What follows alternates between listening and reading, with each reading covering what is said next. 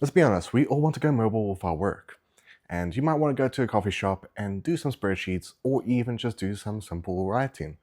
Or if you're wanting to go somewhere else, more public, and you just want to get some research done for a project. Now yes, you could just use your screen that you have with your laptop.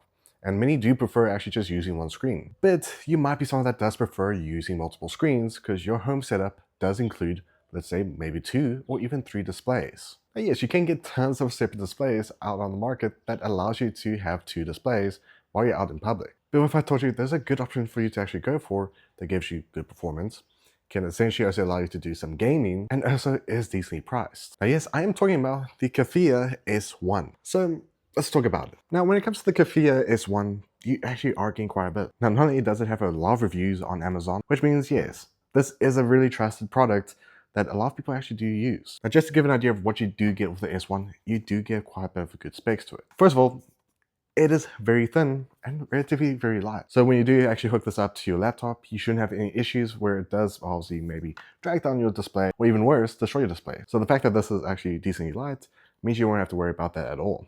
And of course, you can notice a nice carbon fiber design to it.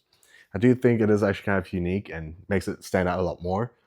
But I mean, hey, you do get a nice carbon fiber design. Now, essentially what you do get in the box when you get the Kefeya S1, you are getting 3 cables included, which includes a USB-C to USB-C, which can be used for those that are just wanting to power the display and also output what you're wanting to show on the second display. But if you don't want to do it in that way, you also do get a USB-C to USB type A, which can also be used to power the display. And you do also get an HDMI to USB-C. So yes, you have many ways to output whatever you're wanting to show on this display. Now, of course, you can probably notice at the back, you do have obviously S1, and you do have a kickstand, which is going to be very useful if you wanted to have that extra support for your laptop, or that extra support we wanted to use this for gaming. Now, so far, I would say one of the downsides I've noticed so far about this product is it does attract fingerprints very easily. So if you're indeed someone that doesn't really like seeing smudges on a product, this will be definitely something that can test you because it does smudge a lot easier than most products. Now, obviously, to keep in mind, you can put this on basically a 14-inch to a 17-inch display.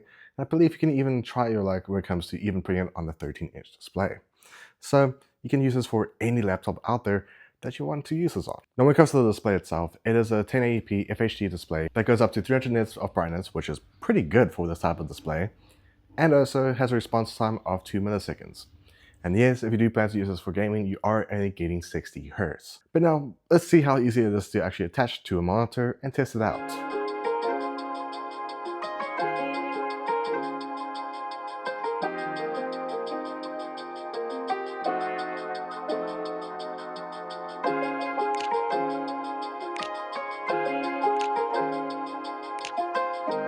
So now we got it hooked up, and I mean, doesn't look too bad.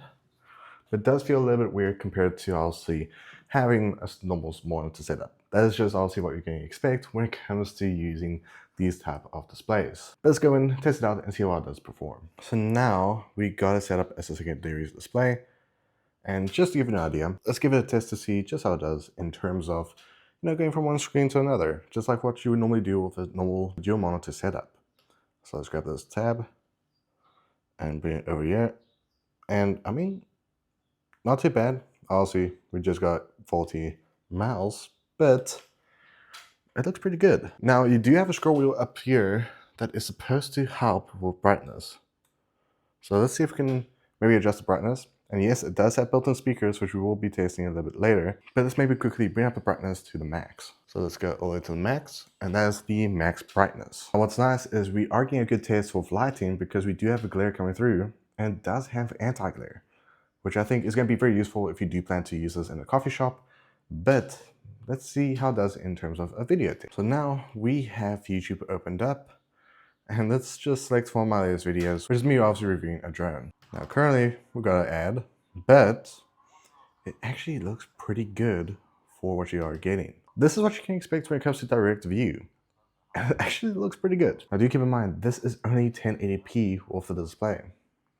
So let's just see what we can get with adjusting it to 4K with the video, even though the display is only 1080p. And I mean, it looks actually pretty good. Now let's actually just do a test with the built-in speakers, see what it sounds like, And if the built-in speakers are any worthwhile to actually look at, or maybe just use a headset. Note is with the scroll wheel, going right is to do the volume. So obviously, you can adjust the volume. We're going to do it to maybe around about 50%. But if you do want to do brightness, it is just going left when this is not on the setting. So when this goes off, which will be going off in about a few seconds, go left with the scroll wheel, it does allow you to do the brightness. So it's very easy, very simple to actually do some adjustments to the brightness or volume. Let's do the speakers. But now let's test out what the speakers sound like, and do keep in mind this is at 50%. And those are these sensors. Now that's actually one of the main things that does set this drone apart compared to, for example, let's just quickly adjust the volume to max out. A little bit cheaper than this one. With all the sensors included, it does have more safety and technically is way more friendlier for it's not beginners. too bad. It's not the best speakers, but do keep in mind you are paying about $95 for this display. Now yes, we tested it out with just standard work use, but what about for gaming? Because they do advertise it being able to do some basic gaming. So let's hook it up to the Xbox Series S, see how it can do it in gaming performance, and just if you can use it for gaming as well. Now currently we have it set up like this, which is currently the only way you can really set up just as a standard display.